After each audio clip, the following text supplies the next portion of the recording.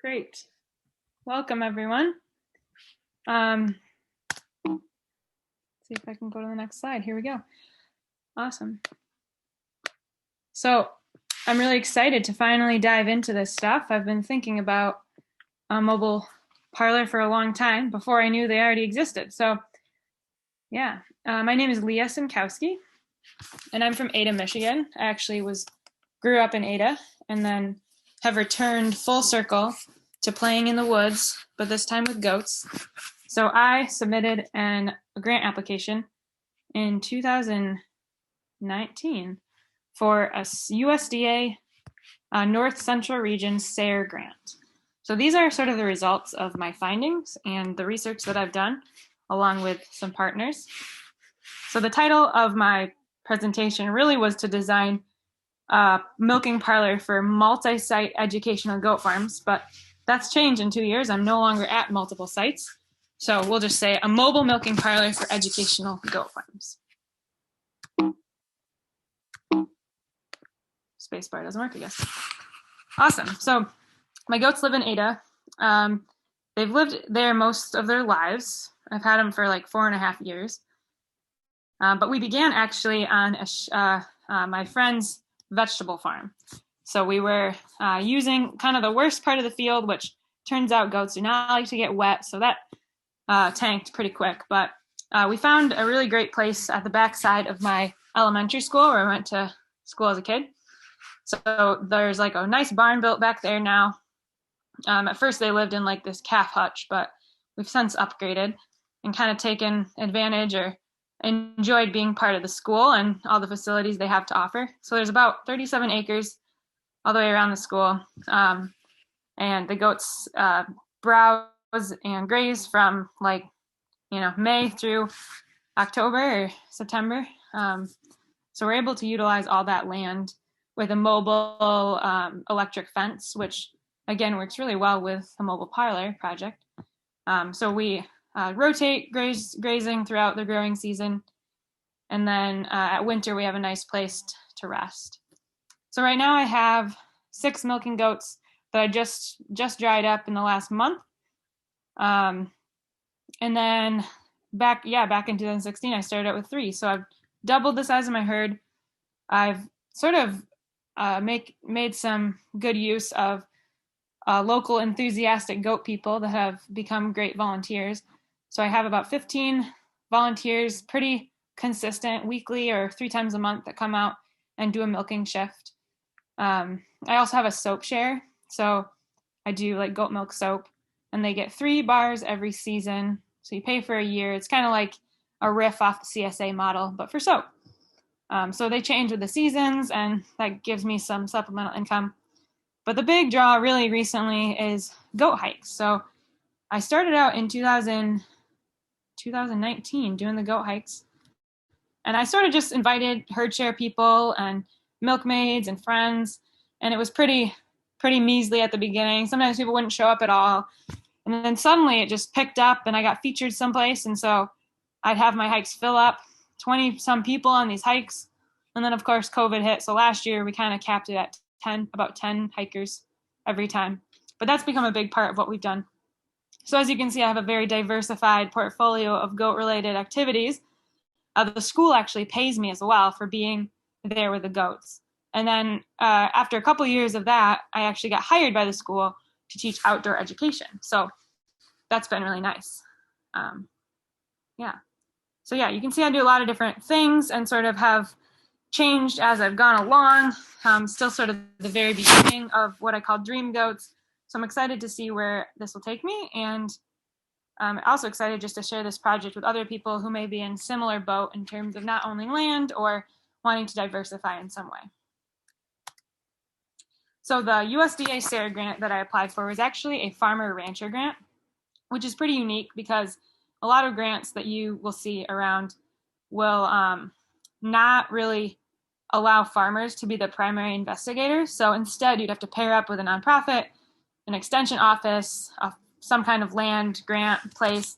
But what's really cool about this is that I was able to apply solely by myself, along obviously with some help and stuff like that. But and I could carry out the grant however I wanted to. So you can get $9,000 maximum for these grants, but you can also collaborate with other farmers in order to get up to 27 grand. So the funding that I received and what other farmer ranchers receive is not for like expenses to pay for seed or whatever, but more for money going towards research, money going towards education. So the best projects that they really like show collaboration with extension offices, nonprofits, other professionals, things like that. And the Farmer Rancher Grant is really focused on sustainability, which is the S in SARE. And they kind of look at it pretty holistically, not just sustainability of the earth and of the environment, but also sustainability as a business of profit, and then also quality of life. So not only is it make money and it's good for the earth, but it's good for you, it's good for your body, it's good for your family, it's good for your community as well. So here's my funny goat logo here, my mobile goat logo. So getting to my grant, I applied in August 2018. I received funding on March 1st. My grant was for $8,650, so $8,650 to begin my project. So my mission, my goal of my specific project was to design, engineer, and to determine feasibility of this mobile parlor, and then share that information with other farmers. So luckily, my father started a design studio, so I worked with his folks at 2B Studio to do a lot of the design, the engineering, and you'll see a lot of their renderings later on. They really bring this project to life in a cool way. So rather than trying to imagine it, we actually get to see it and see how it would work, and a picture our goats in it. Or sheep. I always forget about sheep. Sorry, sheep people. So I met with 2B Studio to help me out. We also had a meeting with dairy inspectors, which highly recommend talking to your dairy inspectors. Super cool people. They really talked us through and didn't talk down at all, and helped us understand what's Michigan dairy laws, or your state's dairy laws, our pasteurized milk ordinance, and all that goes into designing something that is going to be able to be certified. Because if you go through all this work, you want to be able to be able to sell milk out of it. So I also created a website. I've sort of have some amount of marketing experience and background. Farms that I've worked at in the past, I've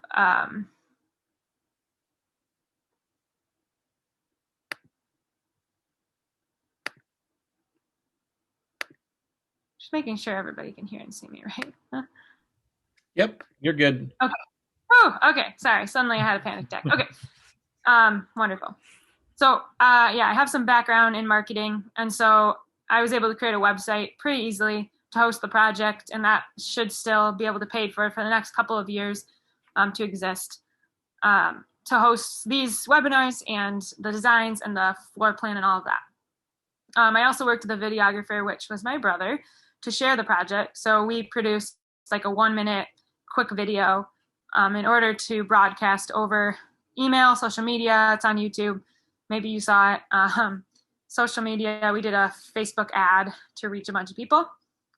I was featured in several different news articles, Grand Rapids Business Journal, Grand Rapids Magazine, I think. I was on the radio with Shelly Irwin in the morning show at WGVU. And then WZZM 13 featured us as well for this project. And then there was a write-up in the Lowell Ledger, my hometown newspaper. So that was kind of cool. I also talked at the MIFS Forum, the Michigan Food and Farming Systems Network. And that was a cool way to start this out and get some practice. Hopefully I'll bring you a better presentation today. So here's a little bit of background. Yeah, so we sort of looked at some designs from around the world.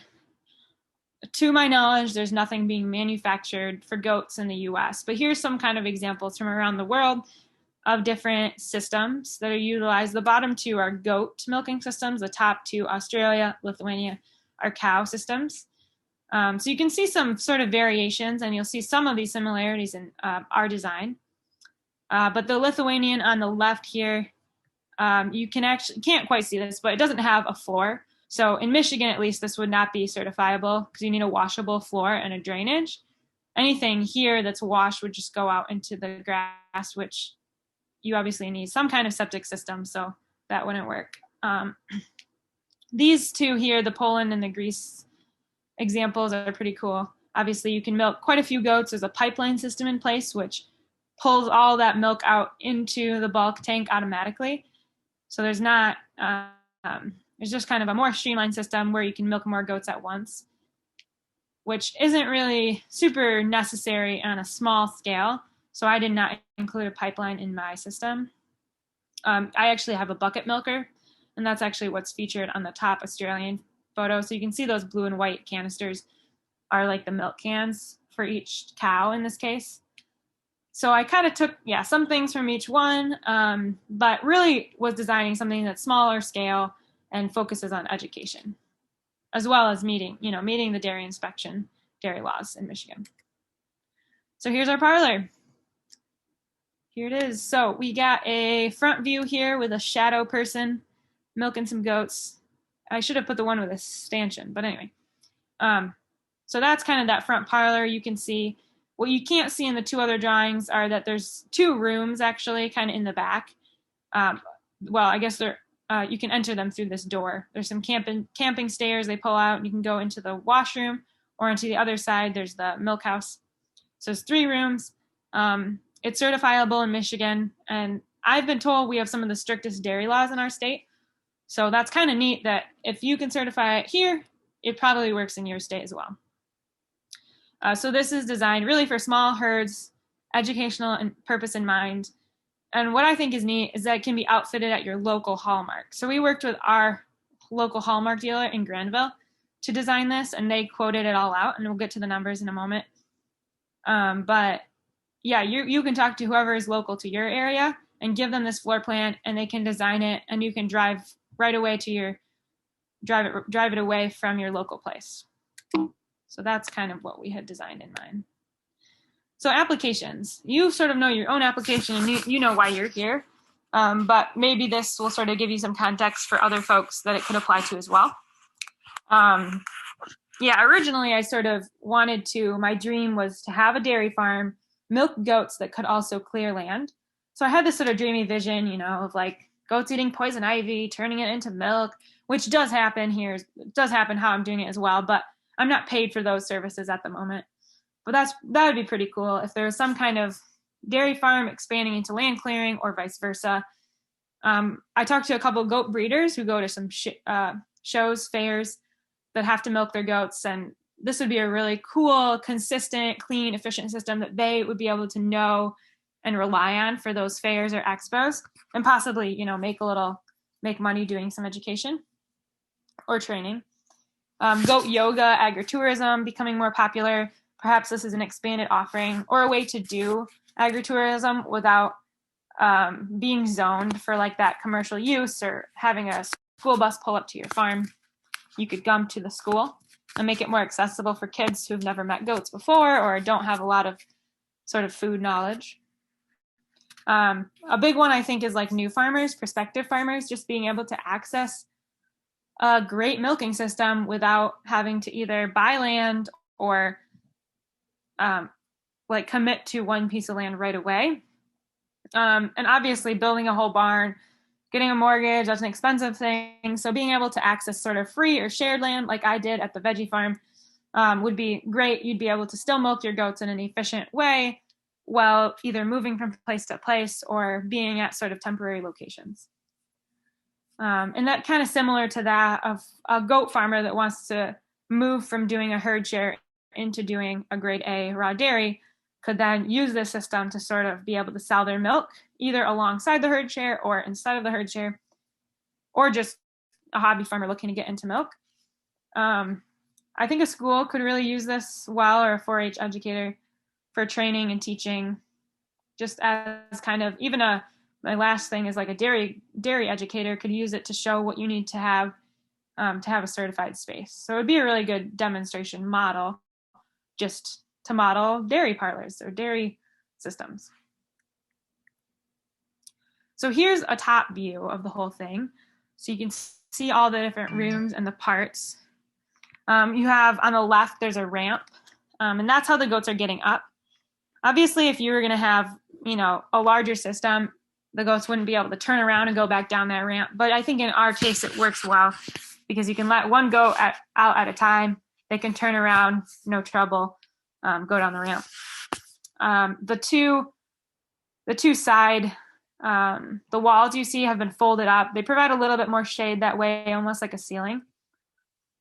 So yeah, you're seeing through the roof right now into the parlor space. Right in the middle there is a drain. The floors have to be washable, so that drains into a gray water tank where you'd have to dump somewhere. There's like a little bit of a cabinet space and a hand sink so you can wash your hands, access hot water for washing the udder, things like that. To the right here, you have the two back rooms. The top one is the washroom and storage. So the storage is not pictured there, but you'd have to have some kind of storage to keep your bucket milker, as well as sort of any supplies that you want to keep out of the parlor. So that's sort of your washroom where you'd wash everything up. That sink would have to be big enough to contain your milking system, but also being two compartments. That is a rule. And then in that bottom room, you see there's a hand sink and the bulk tank. That's what that circular thing is. So to be certified, you need to have some kind of cooling tank that agitates that milk and has cooling. I forget what it's called, but it's a certain specific cooling system you need. Some of you know more about that than I do. And you can see those camp stairs that pull out of that tap room, the washroom. There's also another set that pulls out of this other side, the lower side. But you can access that lower room. So yeah, what you can't see in the back here is the generator is stored on the back, the nose of the trailer. It's not a covered nose, but you can hang the generator there, as well as tools for cleaning up your site, like definitely a broom, maybe a shovel or a dustpan, things like that. So to give a good look beyond the anatomy of the place, kind of like what it would look like for you to utilize this thing, what would be the steps? So I'm envisioning my sort of main example I'm using through this thing is that you're actually hauling goats in the trailer to a location, unloading them, milking them two at a time, reloading them, and leaving the site. So kind of in order to do that, you'd have to set the goats up in a corral, which I think we already saw, but we're envisioning some sort of permanent corral that kids can actually pet the goats in without getting electrocuted. Obviously, that's never fun. So a kind of a permanent corral that could be easily moved and stored. It actually is stored. It will be stored right on top of the trailer. There's a little spot for that to sit.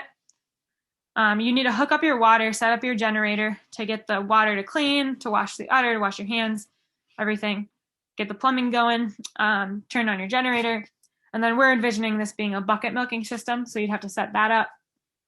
Get your goats in position, so two at a time, lead them up or let them up the ramp into their stanchion headlocks. And then you just begin your milking process.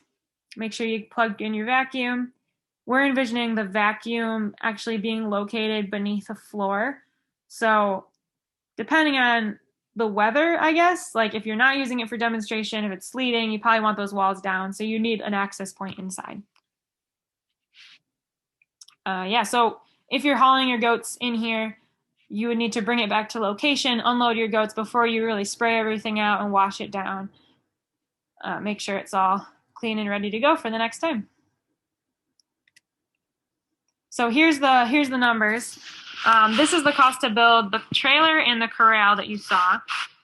So the trailer includes like the chassis, the walls that separate the rooms, the doors, any of those, the ramp that pulls up, the sidewalls that come up for viewing, the wiring, generator, lights. There's like a big LED light in each room, which is really important to meet the dairy laws. So you can really see everything and make sure everything is clean and make sure your milk is good. Hand sinks, or actually one hand sink is included in that 19 grand, the one that's built right into that front cabinet in the parlor.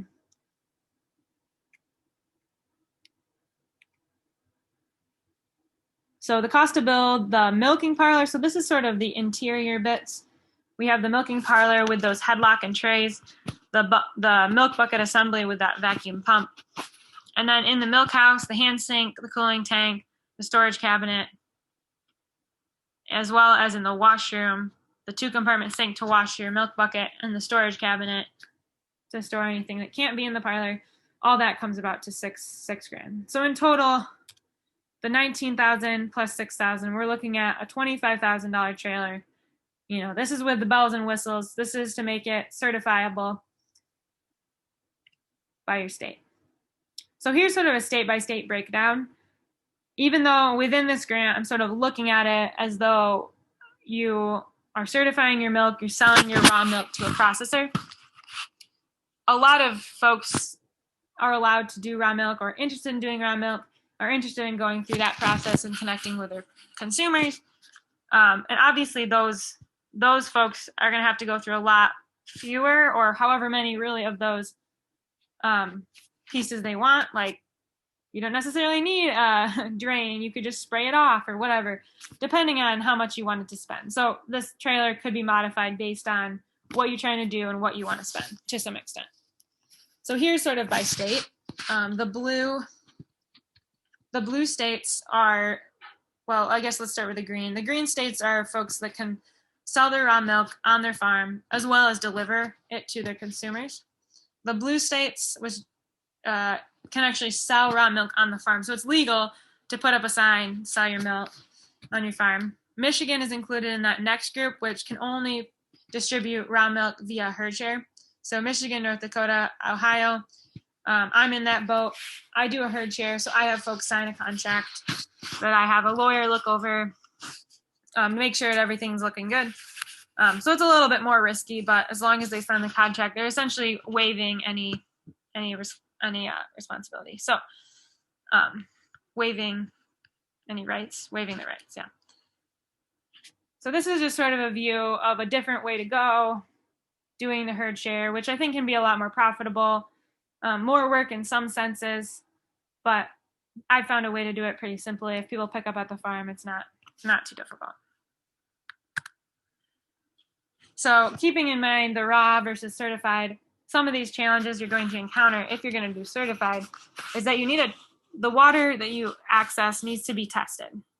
So I think this is a big one because if you're picturing driving this thing out into the boonies, milking your goats on that far out pasture, that's probably not going to work because you're going to need somewhere to hook up your hose in order to get that clean water. You also will need an approved gray water dump site. So once the water goes into your gray tank, you need to dump it somewhere. You can't just throw it out into the back of your land or whatever. You need to go to probably like a campsite, or possibly you can look into wherever the food trucks in your area dump their gray water. There's places that are open year-round generally to dump that. So you'd have to figure out an approved site. The capacity of the trailer can be a limitation if you're trying to make money just off your milk. So if you're using this to make milk and sell milk solely, you can only really fit 6 goats in there. If you were milking, going to your location where your goats were located and not transporting them, you could obviously milk more goats in it, but just 2 or 3 at a time. The certifications are always a challenge. This system would actually have to be tri-certified because it would have to be certified as a dairy farm, a grade A dairy farm, because that parlor piece, that's technically considered part of your farm. It would also need a grade A raw dairy certification because of your milk house where your bulk tank is. That piece would need to be certified as a dairy. And then the whole piece, because you're trailing milk around, incidentally, would need to be certified as a milk hauler. It's kind of cool that you can do all 3 in one, but also challenging because you need to go through all these certifications, even if you're not really planning to haul the milk in it. So there's a bit of paperwork involved. It's also challenging, obviously, to do random inspections when you just show up in random spots, as you will. So you'd have to work with your local dairy inspector to figure out a schedule or to submit that so that they would know where to find you in order to do a random inspection. Awesome. Right through this. So financial feasibility. I think there's a lot of financial opportunities with this Parlor. There's definitely a lower cost compared to getting a mortgage on a farm or putting in permanent investments, particularly if you're going to up and move anytime soon. Another cool thing is that with the mobile Parlor, you can get that Parlor really close to where those animals are grazing, which really plays into the sustainability piece, with this Parlor really supporting a sustainable grass-fed, sort of browse-fed herd. So animals are spending a lot more time eating than they are walking back to that Parlor. This also opens the door to income from educational opportunities. I think just as a small farmer in general, it's really important to diversify. And so educational opportunities, even if it's not something you do full time, could be really one awesome opportunity to get some more income out of your herd. It also creates access to free, low cost, or paid grazing. So you could browse a farmer's cover crop. You could have your goats on some crop residue, or kind of assist your neighbor by improving his land, by planting some turnips and feeder crops there for your animals. So there's some ways I think it opens up some collaboration, maybe even paid grazing for your local township.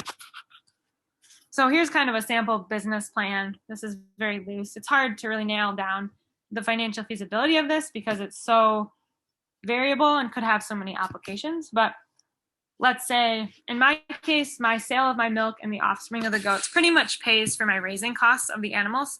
So that puts me at zero. And then adding educational demonstrations to that could theoretically pay my living wage if I was doing, let's say, about 4 trips a week, charging $250 a trip. Depending on kind of the location, I think you could charge for some mileage. And let's say you're doing this maybe 8 months of the year, because 2 months are very cold where you're at, depending on where you are. And maybe 2 months are mostly involved with kidding and sort of late pregnancy. So based on this, I based this on sort of a local animal experience around Grand Rapids, where people bring animals to a school and charge like $100 per hour $100 per 30 minutes. So I'm picturing you're still a farmer. You're going to have to go back and milk the rest of your goats or take care of the farm. So this is like not a full day thing, but you're maybe visiting a classroom or a school for 2 or 3 hours that day, packing up and going home. So if you were to do that throughout the 8 months of the year, you could make an annual revenue of about 46 grand. That's not, obviously with the cost of doing it, but that's something. Wow. So I sped through this, but I hope that there's some questions here at the end.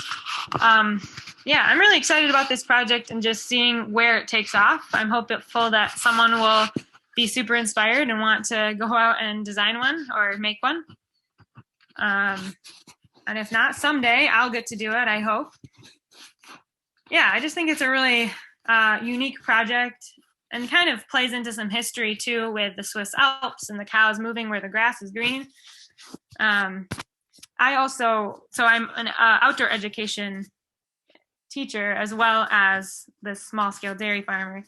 And I do these demonstrations in the barn all the time. I'll get the goat up on the milking stand and go through the whole process. And I found kids, like, more than most other things I teach, they go quiet. They're kind of surprised and intrigued by the process. I think it's not something you commonly connect, this sort of like very physical work, maybe even boring work with the cheese that's on your plate at lunch. So I think it's really cool, particularly for young students, to be able to really see that process from farm to table. Yeah, so I had one more thought, but I think we probably have some questions in a moment. So yeah, what was I saying? That's okay. Yeah, so I just think it could be also really important, just an important aspect of maybe this new dairy industry going forward, in sort of getting kids excited about dairy animals, getting younger students just involved in the process and seeing it for the first time, I think can be a really impactful thing. and hopefully get more people interested in the industry. So I think we have some time for questions. Barbara Talley asked, what is the estimated weight of the trailer? Oh gosh. My dad might know this. The design studio might know this, but I'm not positive. It's a great question. I'll make sure to put that in the report and get back to you, Barbara.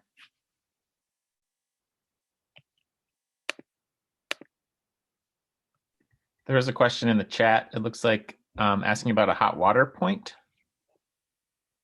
Oh, sorry. Yeah, that should have been in the breakdown of the cost, but it is included. A tankless water heater would have to be installed in order to heat that water up without putting it into a clean water tank. You know, if you were doing a herd share, you could have that hot water tank, but yeah, that's how you get around it.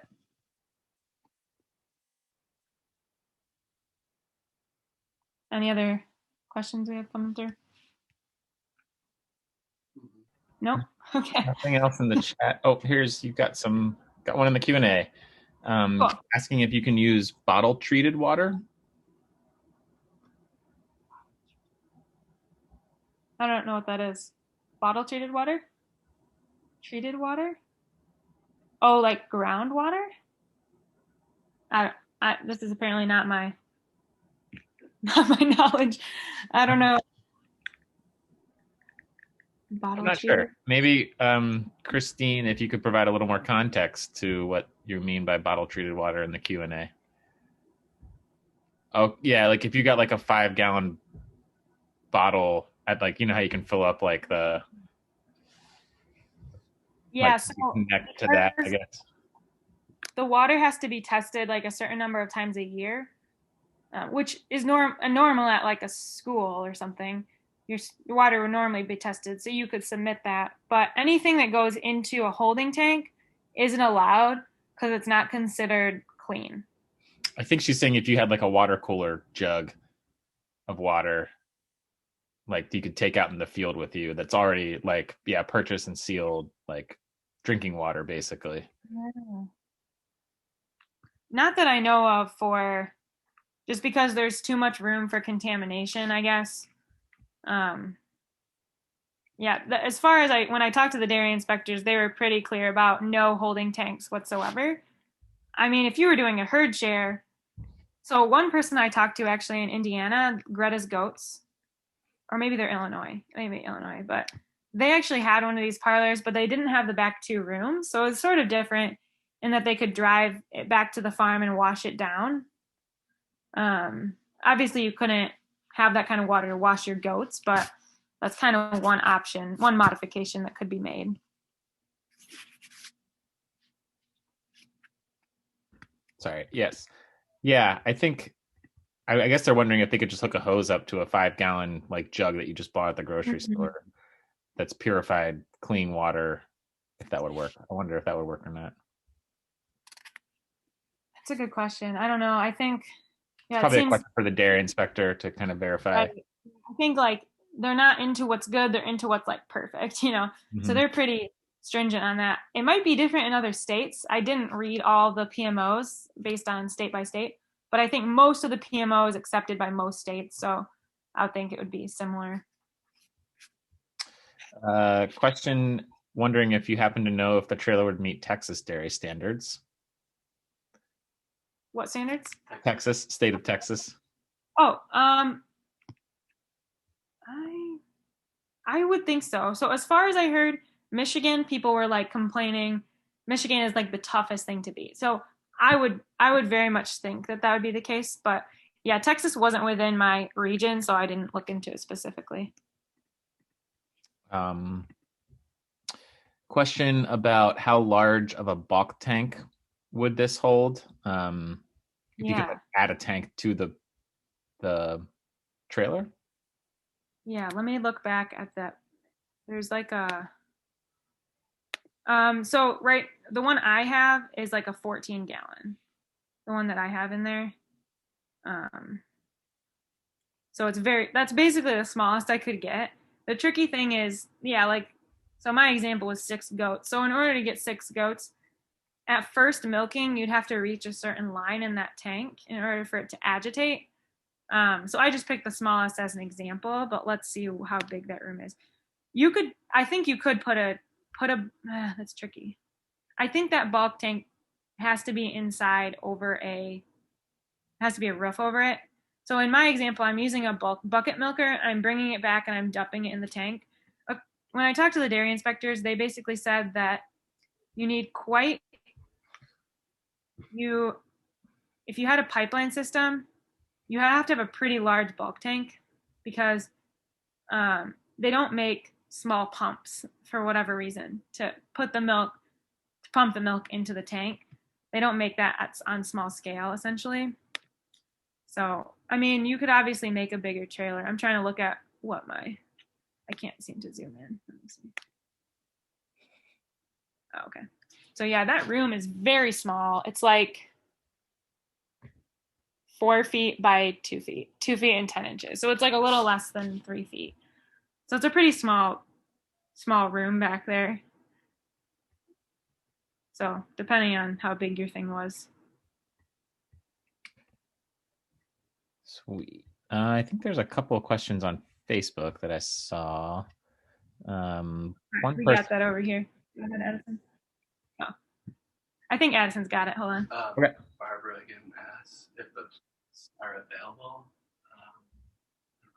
Yeah, so kind of what you see on this slide is pretty much what we have for a floor plan, and this has all the dimensions built in. We also have a quote from Hallmark that you could look at. I'm hoping to put all this together in a report, and along with the questions that were asked and the answers in paper form, digital form, and get that to all the attendees and the people who weren't able to attend as well. So I'll get that image to you, Barbara. And Fred Bolden asked if you could fit this with a shipping container. Inside one? I don't know. So Frederick? Just Fred. Fred asked about fitting this in a shipping container or building it from a shipping container. Could you clarify? Could you fit this with a shipping container? There's actually a micro dairy design company you can look at that builds stuff out of shipping containers. Mostly like cheese rooms and things like that, processing rooms, which unfortunately can't be mobile because you need to certify your pasteurizer. I'm not sure if you could fit this with, I'm sure you could build this out of whatever size trailer you had. What's cool about working with Hallmark is that they can outfit it for you.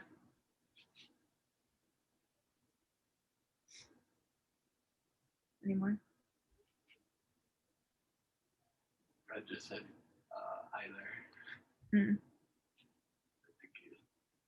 Yeah, it does look like you could, I'm sure you could build this. Obviously, you'd have to put it on a chassis. But yeah, it's a pretty simple structure. You'd have to maybe talk to your dairy inspectors about the rooms. I think you could maybe use just one back room, and then you could fit a bigger bulk tank.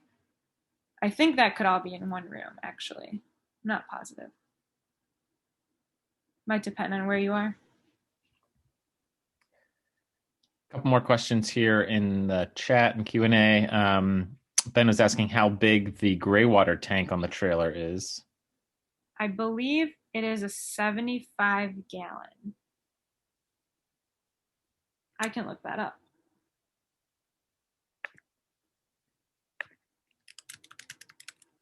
Is it showing this? Is it showing my screen? The Facebook is actually behind. It is not showing, it's showing your screen, it's just showing your presentation slide. Great.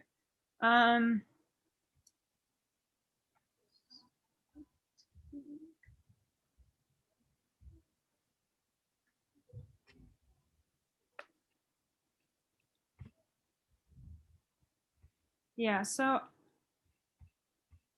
I'm pretty sure it's just a 75 gallon gray water tank. At one point we had 2 on there, but I think it's just the one, which kind of leaves you some room for some storage down there. So you could put another one, I think. And there's one more question so far. Wondering about the kind of flooring did you find that you need to meet the requirements, and is aluminum flooring like livestock horse trailers acceptable? It's a good question. I had originally just put down some vinyl flooring. I think what 2B Studio ended up adding to the rendering was more of like a rubber mat. But it's like a flat surface, a non-porous surface. So I think anything really that you could have in a kitchen, you could have. I guess I'm not familiar with livestock trailers very much. I should be, but do they have like slats, or is it a pretty? It does have to have a drain, so it needs to be a sloped floor. I think would be the one challenge with that. That it needs to have a sloped floor with drainage, if that helps. Yeah. I'm not 100% sure what livestock So it trailer. needs to be washable. Right. Yeah, washable, sloped, and be able to install a drain. If you're going herd share, obviously, and you can spray down the back of that. And even if you are close to your farm and you can just spray it down, I don't know. In some states that might be okay. We found that you need like a gray water tank to contain that.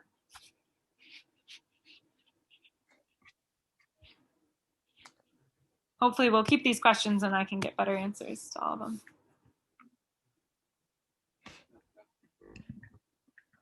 That's all the questions I see here on our Q&A and chat.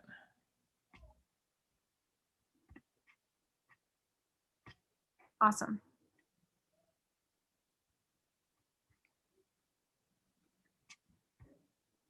Well, maybe we're done.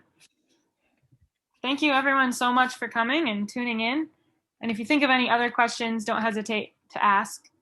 You can submit a question, I think, via the mobile goat milk or via dreamgoats.com. So keep an eye on your email inboxes. As long as I have your email, I'll make sure you get the report with all the findings and with the answers to these questions. So if I don't yet have your email, you can give it to me via the mobilegoatmilk.com site. Awesome. Well, thanks, Garrett, my MSU extension friend, for helping us out here and helping us stream it. Looks like we are recorded, right? So I'll send this along to you all as well. Yep, we're recorded. Get that to you. All right, great. Thanks, everyone. Have a good night. All right.